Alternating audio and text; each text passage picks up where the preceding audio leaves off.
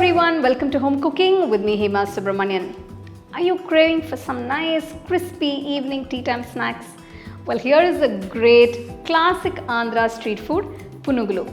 Now these are fluffy fritters made with fermented batter. It's very crispy and very tasty. Let's get started and check it out.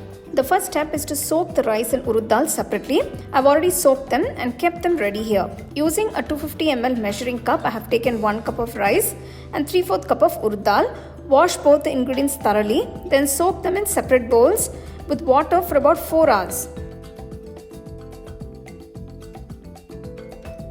After soaking, strain off the water and transfer the rice and Urad Dal to a mixer jar.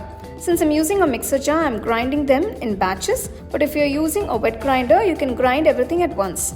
Add a little water and grind it into a nice smooth and thick batter. The consistency is important. It should be thick, not runny or flowy, to help the batter hold its shape while frying. Transfer the batter to a large bowl. Repeat the grinding process for the remaining soaked ingredients and combine everything into one bowl. Let this batter ferment overnight for at least 12 hours to keep the perfect fluffy texture. Now I have 2 bowls of batter, the freshly ground batter and the fermented batter from last night. For soft and fluffy punugulus, always use fermented batter. To the fermented batter, add 1 teaspoon of salt, 2 finely chopped green chillies, 1 finely chopped onion, and a few finely chopped curry leaves. Mix everything well. You'll notice the batter is light and airy.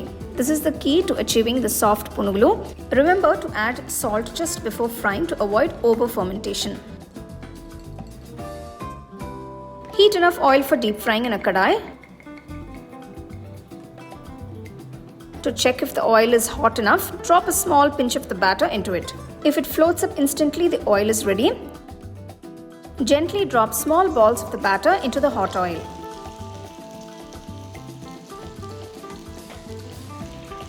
Keep the flame at medium to ensure the punugulu cook evenly. Stir occasionally so they have a nice golden brown color on all sides. Once the punugulu have turned to a lovely rich golden brown color, remove them from the hot oil and transfer them to a paper towel to absorb the excess oil.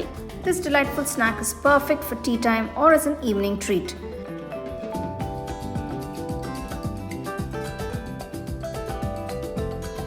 Now let's serve the punugulu the authentic Andhra way.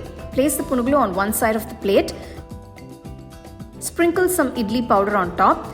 Add a handful of finely chopped onions on one side and drizzle with some fresh lemon juice. You can enjoy these punugulu with some fresh coconut chutney by the side.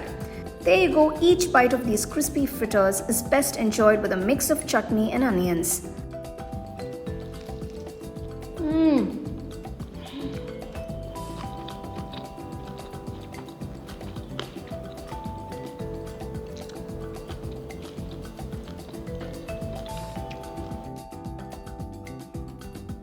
So the way I have presented it's something typical of the Andhra street style snack, but you can enjoy them however you like. I've served it with some nice fresh coconut chutney, so do give it a try, enjoy and share it with your family and friends. So for more exciting and wonderful recipes, subscribe to my YouTube channel and click on the bell icon to get your notifications.